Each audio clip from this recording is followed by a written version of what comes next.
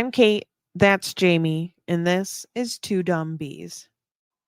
Join us as we navigate the realms of the supernatural and unravel the quirks of pop culture. Come scroll with us. Hello, Dumby besties. Welcome back. We Sorry, I missed wanted to get that in. I keep forgetting to say it. And it's... Well, it's probably because we sit here and bullshit for so long before. Yeah.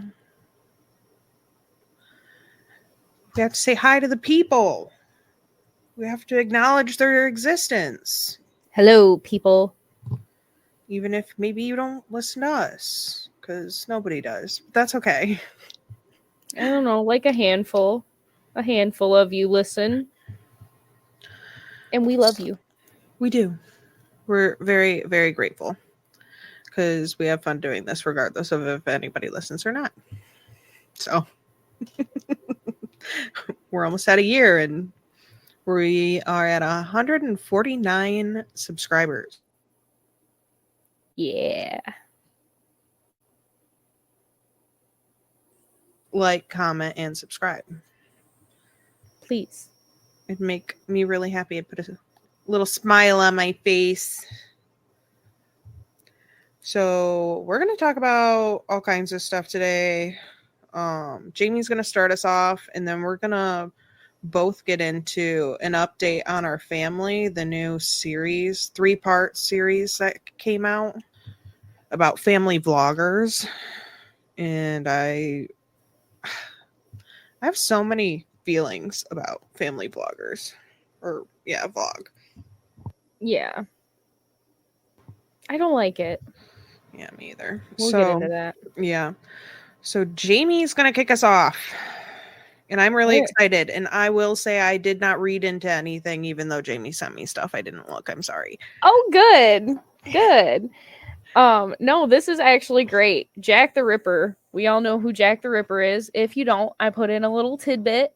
Jack the Ripper terrorized London in 1888.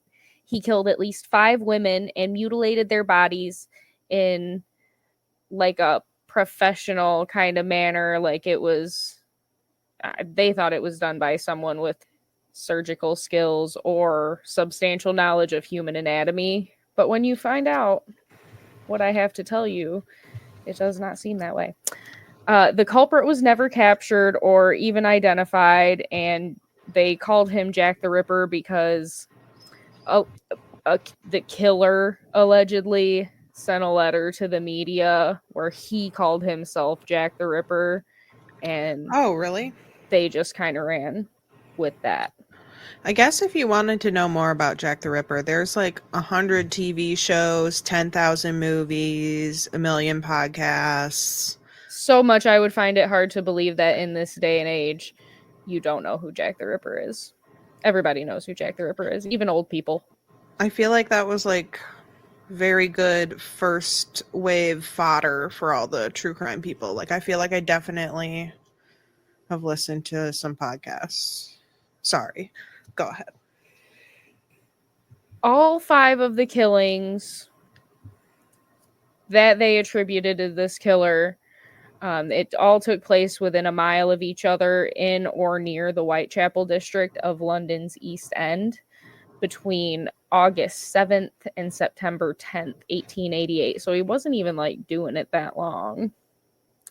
About a month. There were several other murders occurring around that time period that they have also been investigated, as they suspect that it was the same killer. They just can't prove it. Right. Oh, you're reading. I'm like, okay, I gotta read. No, I gotta read. Unfortunately for me. All right. Anyway, now we're going to talk about historian Russell Edwards. He says that he has identified Jack the Ripper as a Polish man named Aaron Kosminski through a DNA match of a shawl that was found at the crime scene of one of the murders.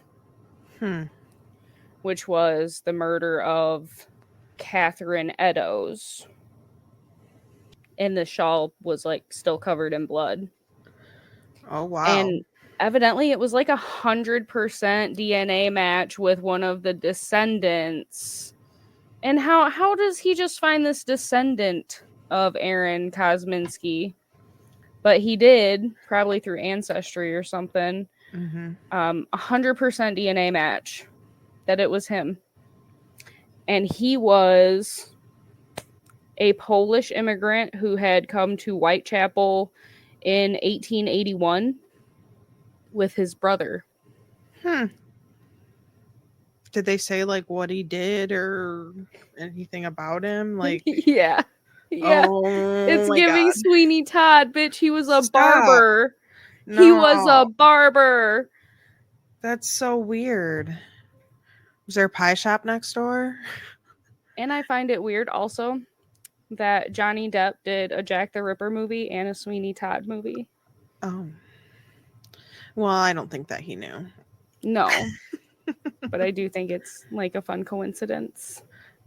Listen, we're going to see an article in 2 weeks claiming that he knew or something. Heard it on this podcast on YouTube. They said it. We'll be getting a cease and desist from Johnny Depp's lawyer. Oh my God, I'd frame it. Kosminski, who was age 23 at the time of the murders, was long considered a suspect. But they could just never tie him to any of the murders, and he died in a mental asylum in 1919, and he was in the mental asylum to treat his schizophrenia.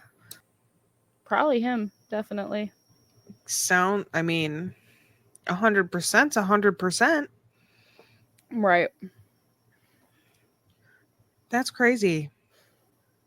But yeah, I almost died when I read the barber bit. I was like, stop it. Wow. Well, it's cool. So crazy that all these fucking years later, they were able to like, I don't know, even still get DNA out of the blood off of this fucking 100-year-old shawl. Yeah, totally. That's cool. I mean, like, I guess I knew DNA lasts that long, but like, that's crazy. Like, how? How does it not like disintegrate? Closed a cold case that's been baffling the ages. And I mean, there's been, like you said at the beginning, they've made so many movies and whatnots off of this particular story. Now there's going to be even more. Right. Yeah, this definitely probably just stirred the pot a little bit. I think so too. Ooh, maybe they'll release a good horror movie for Halloween. I would love it. I would love that for you. Honestly, though, I kind of want to see Nosferatu, but a lot of people said they didn't like it. But, like, if I were to watch a scary movie, like, that's the time period that I want to see it in. Like, old. Really old. It really helps me separate it. You know? Well, and is that how they filmed it, to be, like, old-timey? Yeah, it's set, like, in, like, the 1500s or something. I love horror. I love all horror. Except the Saw movies, I don't like that. That's yucky. That's too much. Yeah, you won't catch me watching nothing. Well, I like really old stuff, but like stuff that is actually like new and meant to scare you, I absolutely cannot handle that even a little bit. Because even just like the creepy story, I just need a storyline. And I will, you could tell me a ghost story, not even that convincingly, and scare me. So I don't need that. And my brain creates enough for me already. I don't need fuel. It doesn't Yeah, work I for don't me. know. It's a weird relationship because like you Listen, sit here and you're scared as fuck, but like it's so good that you can't stop watching. I don't know. there's so many people who like horror. I am not. I am just not one of them. I get But that then people also I love it. can't take my trash downstairs by myself after like 9 p.m. So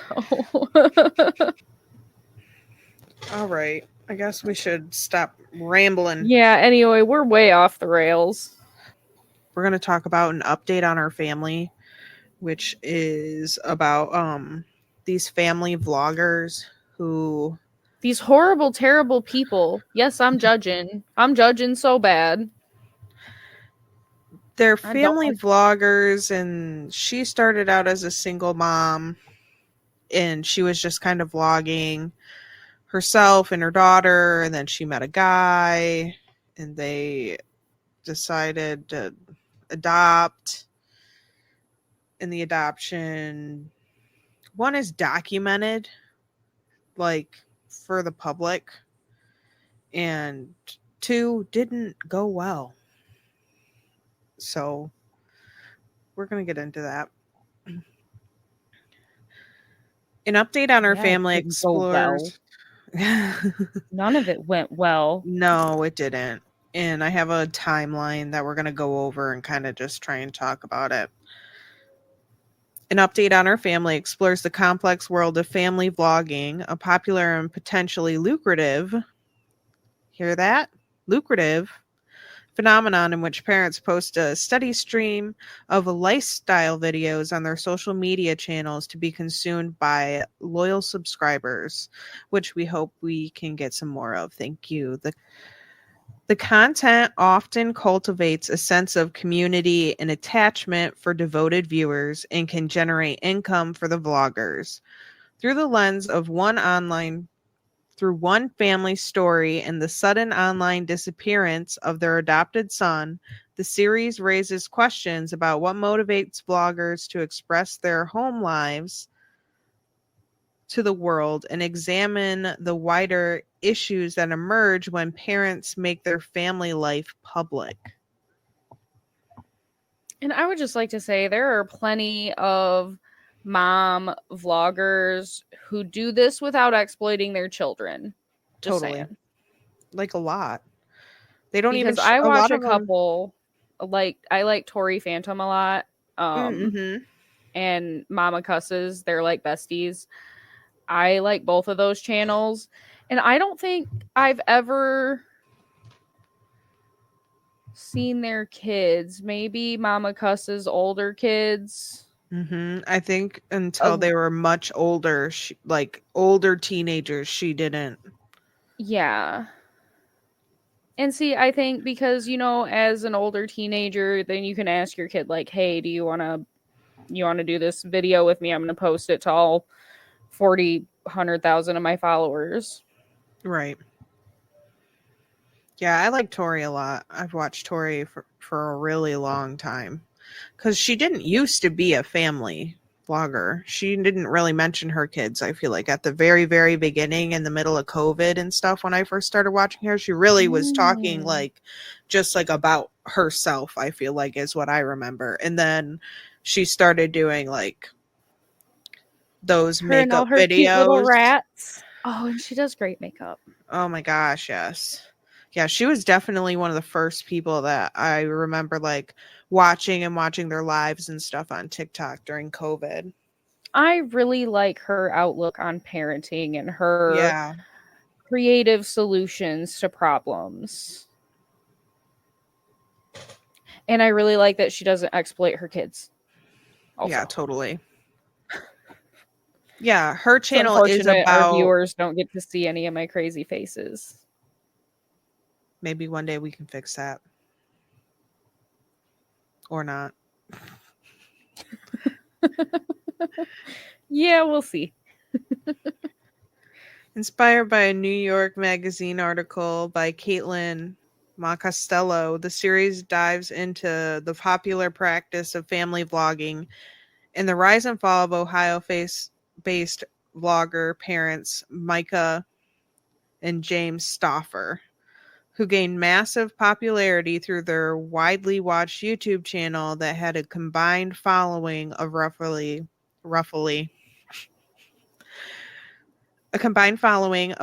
1 million subscribers by 2020. The Stauffers were known for their honest and revealing portrayal of the highs and lows of parenting young kids.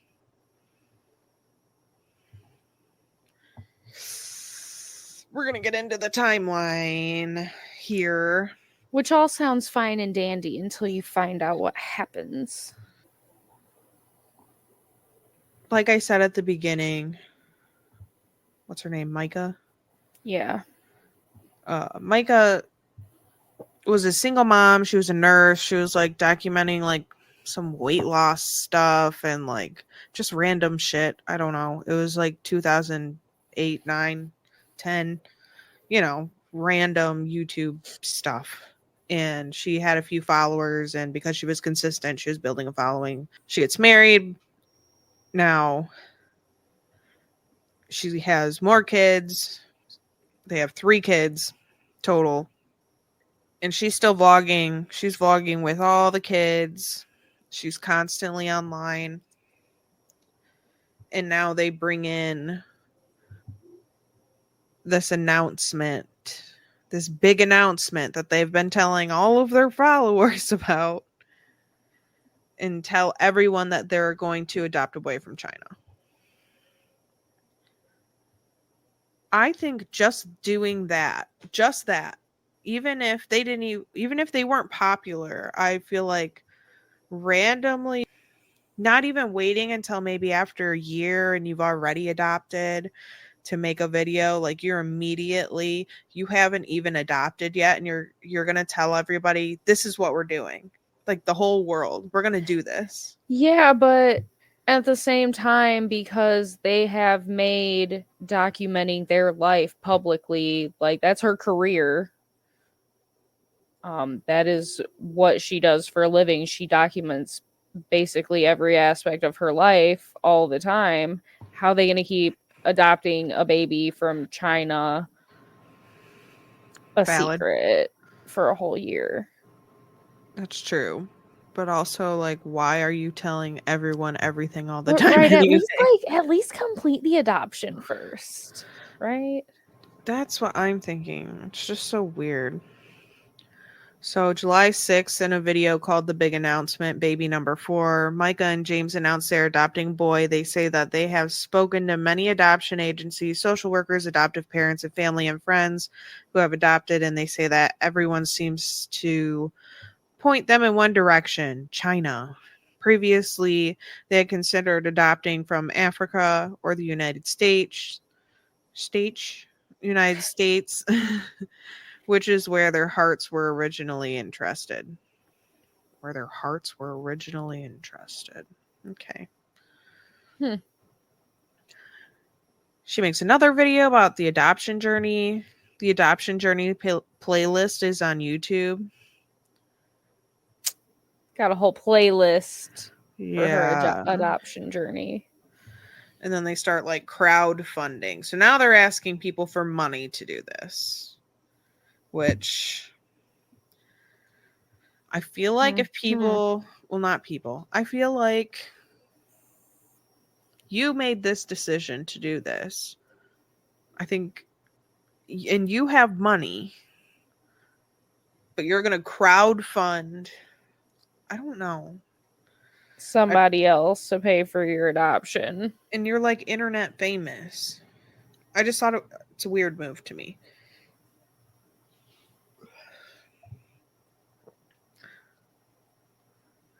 The Stauffers file a petition to adopt 1-year-old Huxley in December 2016.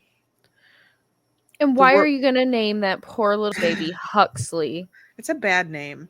I'd name a lizard that, not a child.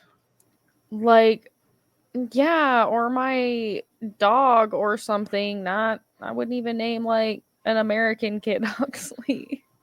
I wouldn't name nobody Huxley. It's terrible. It's not a good name.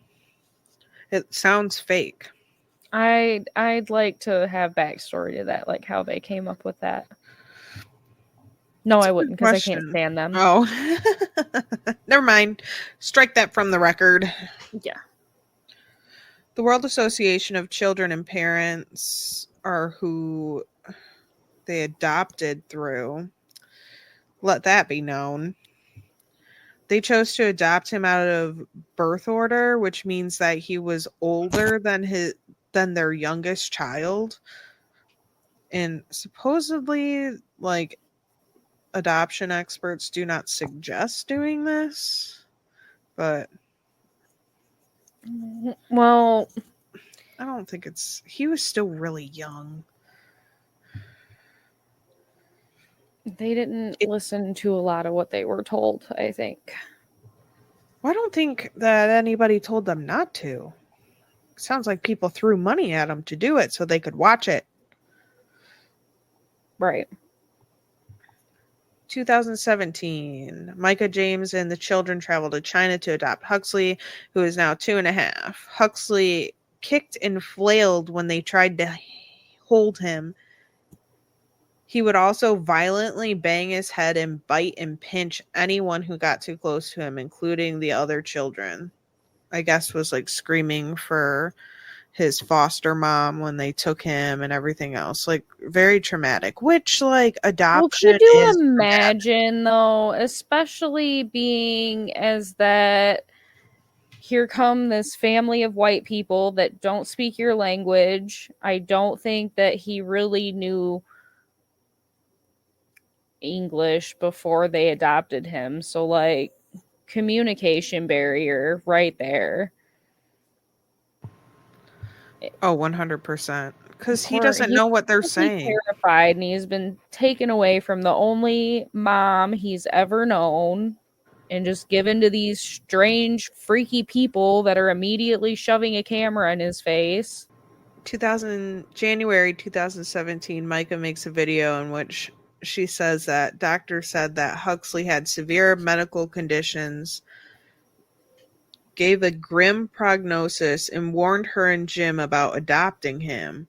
But they decided to adopt him anyway. The video is now private, but there are some clips floating around the internet. My child is not returnable. She did say that. Yeah, that didn't age well, did it? It didn't.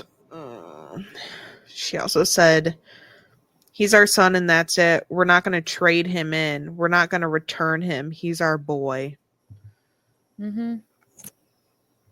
They specifically were seeking out a child with diseases. They said diseases. That's not what I meant. With special needs or, who had medical challenges. That's what they were. Sorry, I didn't mean to be so callous. Sometimes I forget it's not just me and Jamie bullshitting on the phone about a TV show. Anyway, but like they were seeking that out.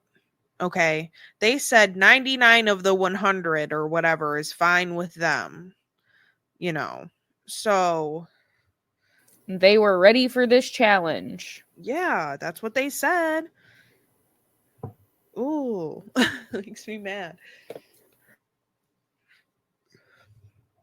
Micah shares videos of the family, including Huxley, on various social media platforms, mostly YouTube and Instagram. She also does interviews and photo shoots to discuss her family. However, viewers notice a few disturbing details. One video shows Huxley with duct tape around his hand and thumb, apparently to discourage thumb sucking. A video is now set to private, but there are screen caps, and I've seen them. And his thumb was like covered in duct tape. And I don't know if you've ever had duct tape on your skin for like an extended period of time, but it hurts. I'm also have sensitive skin, but like It like hurts. Like the adhesive like makes you kind of like itchy and shit. A lot of people are allergic to adhesive. But like it doesn't feel good. Like, you know that white, like clear, thick ass tape they'll put on you in the ER? Oh, That yeah. shit will make my skin red, like all the way around it. And when I peel it off, there will be like a Mhm. red rash and a perfect imprint of wherever that was. Oof. Ow. In another vlog, it shows Huxley having a meltdown, and Micah is like snapping at him. Are you done? Are you done? Are you over yourself? Oh, this timeline is from oh no they didn't.com live journal. Just so everybody knows. Made this whole timeline with the dates and everything, which makes it easy to go through. Oh, how nice of them. Very nice. In a vlog, Misa, I cannot say her name. I've said her name every freaking way but the way. I don't know why Micah, Myka, my Midwestern fucking mouth says no. No. Well, my Midwestern ears haven't even noticed an issue, so That explains everything to me. In a vlog, Micah claims that therapy for Huxley is too expensive at $500 per 30-minute session. So they are downgrading to sessions that cost only $70. In the video, she wears a gold Cartier bracelet that retails for $4,000. But of course I can say Cartier. Not that I could ever afford ever afford nothing from there, but that was even stupid. if I could, like, why? Because have you seen these bracelets? Like, they're just ugly gold or There's silver nothing bands. special. You're only buying them so that you can say, "Oh, look at the $4,000 on my wrist." Like it's stupid. It's not even like cute enough. I I'm don't sure they have understand some rich people cute ones, culture. but no, I don't really either. There's certain things that like I'm super cool with spending money on because I know that it's like worth the money because it's a good product. Because it'll like I have a Coach purse, but I've also had the same Coach purse for like 4 years. So, but it still looks really good. That's why you pay that. Right. And I'm going to use it until it's dead and then I'll get another one. And I got it from an outlet. Like, I don't know. I don't get it either. The Stoffers also complete major renovations on their $700,000 home. I see you laughing at the face I made. But Huxley's therapy was too expensive. Yep. Why do you even... And that house looks like sterile. You can't be out here saying you're looking to adopt a special needs kid and not be prepared to shell out some money, because disabilities cost a lot of money. Specialists cost a lot of fucking money. Yeah. And I'm sure they have to have private insurance because their whole business is them, you know. Right. And they don't have enough, probably don't have enough employees, you know, to like get like a... Right, because they don't have any employees unless they're paying the kids, and then like child labor laws, can't do that. I don't yeah. In August 2018, the Stoffers announced that they intend to adopt again. Dances. They in a say that it kaleidoscope has of been color. a struggle It's to a adopt celebration Huxley of out of birth imagination, order, where every and drop that of it rain feels like a definitely sprinkle of played magic, with our and the youngest sky is child's mind really hard. They don't have any concept of age, okay, at that young. I think maybe your demeanor towards Huxley was probably what messed up your youngest child's mind. Right, because literally my kid is 5 and still thinks how old you are is how tall you are. Yeah, like 50 years old means you're the biggest. Okay. That's right. She also penned an article called What Adopting My Autistic Son Has Taught Me. She claims that they were not aware of the existence of Huxley's medical conditions. Shut up. Liars. No, because she had just got done saying how the one doctor basically tried to talk her out of getting Huxley and he's not returnable. And they told her that they thought it was going to be worse than they originally said. So, I mean, you did know the extent. You knew it was going to be hard. They told you full well it was going to be hard. And it was what you were looking for, because you wanted something that made you look like a superhero, savior for the internet, so you watching could make them money. And listening to them talk about it, like watching them and hear her stupid fucking voice like talk about it, just makes me want to Kyle smash a hole through my wall. Because she's awful. She's awful, terrible person. Ugh. Sometime in winter 2020, the Stoffers sent Huxley to a 6-week inpatient camp program. Might as well have been a camp. Oh, take that out. Program, camp. January 30th, 2020, Micah and Jim take a 2 to 4 week vacation to Bali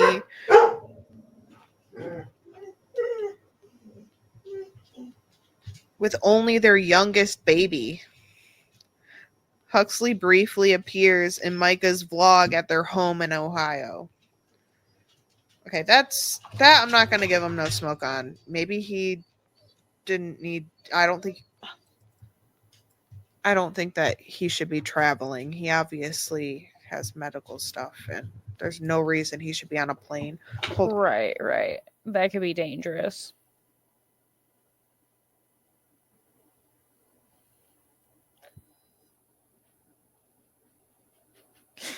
I see your dog's getting in trouble. Okay. Sometime in February 2020, this is when online sleuths have concluded that the Stoffers have given up Huxley. Yeah, and I remember, okay, so I really like to watch Fundy Fridays on YouTube. I'm not such a YouTube fangirl, so I feel like I shouldn't say like who I like on YouTube and stuff, but like I love YouTube. But I love Fundy Fridays, and I remember they said something about this, and then there was someone else I used to watch in that kind of zeitgeist, but I don't really watch that anymore. Who talked about this. So I vaguely have a memory of this happening and people being like a while ago, like, where's this baby at? Like, why is nobody talking about like, where is this baby? Right, because where did he go? Right. He went from being in every single one of her videos every day to just not in any of her videos at all. So in this time period, Micah continues to post vlogs about like what she eats in a day to stay thin, giving makeovers to her other children's rooms, and TikToks of her other baby taking his first steps. Micah posts photos and videos of their home makeovers. Meanwhile, rumors are swirling online that she abandoned Huxley. In May 2020, on Mother's Day, Micah posts this ominous Instagram photo referring to it as my hardest Mother's Day I have ever had. Commenters are generally sympathetic, posting encouraging messages to her. Okay. Because it's like edited. May 2020, Micah and James post a video called An Update on Our Family, and they reveal they gave up Huxley, even though they still refer to him as their son.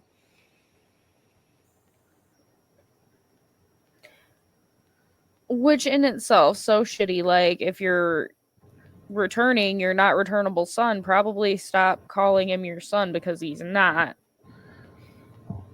I don't think they really loved him from the jump anyway. He I think was a cash cow the whole time. Yeah. Her boyfriend did not want to adopt a child, nor did he want to adopt a special needs child, but he repeatedly said no.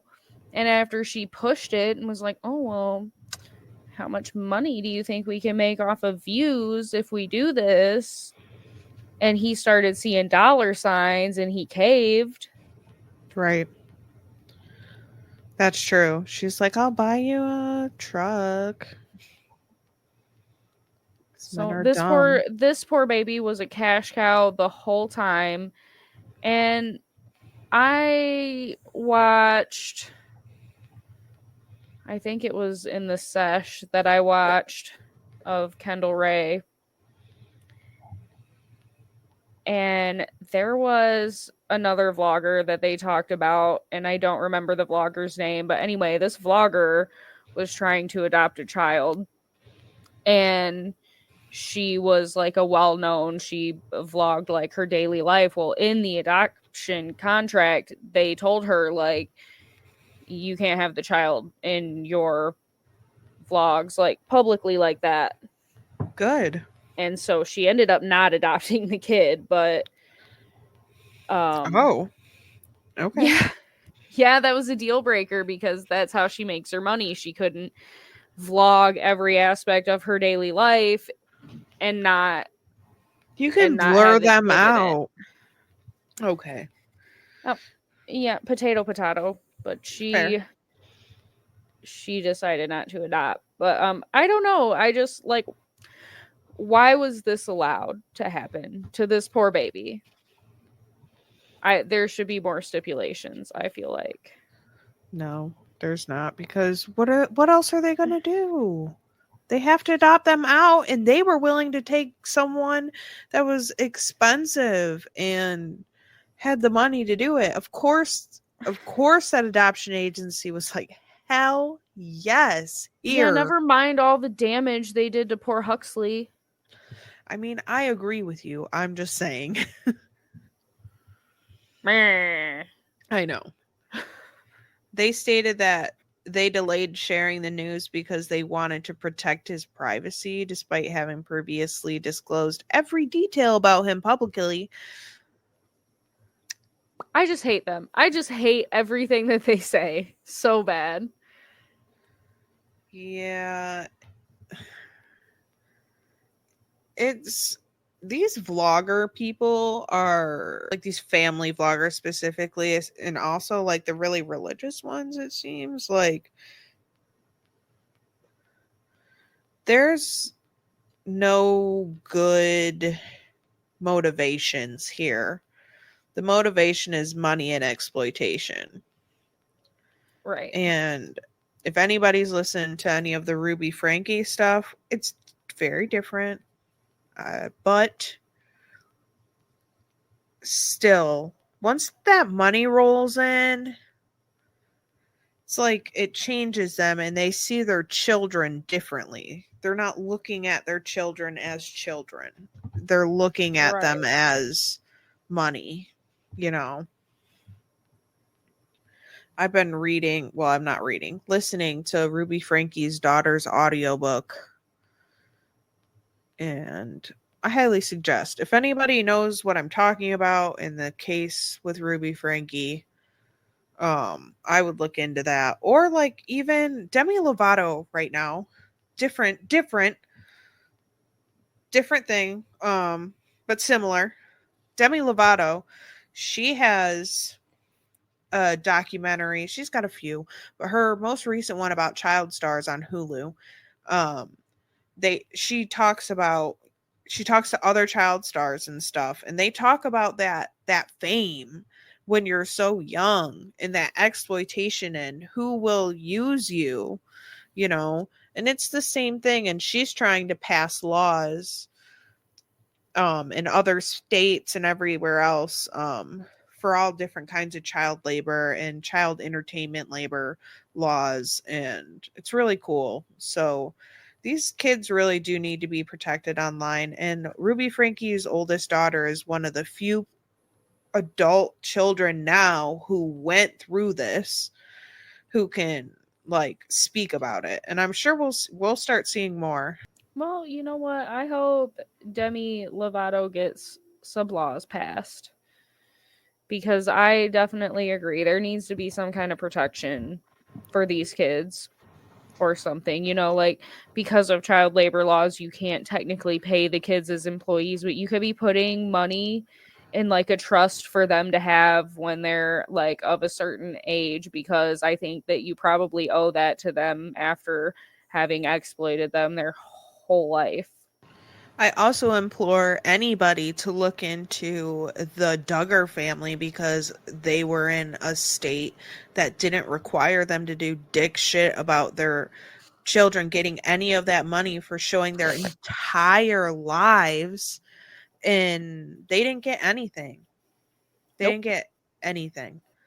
And TLC got to pay them almost nothing comparatively to how many people were on that show, because it was all under Jim Bob. It's crazy. It's crazy. They will exploit you. Okay? You will be exploited. If you can be exploited, you will be. So look out for yourself. Well, this was kind of an intense episode, but we're gonna end it with a fun fact. Jamie's always got us a fun fact. And it's so cute, and I just thought that it would lighten the mood because the beavers saved the day. Yay! Because in the Czech Republic, officials were planning to build a $1.2 million dam. Excuse me. They're going to build a $1.2 million dam to help protect the river habitat of critically endangered crayfish. And this project was first proposed in 2018, and there's been no digging, there's been no dam building, nothing has happened. It's been delay over there arguing about it because it's like protected land. It was formerly used as like an army training site or something. So I don't know. You know, the bureaucrats got to be arguing about something, you know. How they do. Anyway, the beaver said, fuck you guys, it's taken too long, and the whole project is done without any digging, any building, any funding, no nothing. The beavers built their own dam, the Klabava River, from sediment and acidic water from 2 nearby ponds, and creating the wetland covering 5 acres. They said, hold my beer, watch this. Yeah, they created a whole habitat for these crayfish. Perfect conditions. And then, I cannot say this man's first name, so we are going to call him Mr. Pfizer. I'm not even sure if that's correct on the last name, but we're winging it. He said that what the beavers built was roughly twice as big as what they had planned to build. So they did it bigger, they did it better. Wow. They didn't spend any money on it.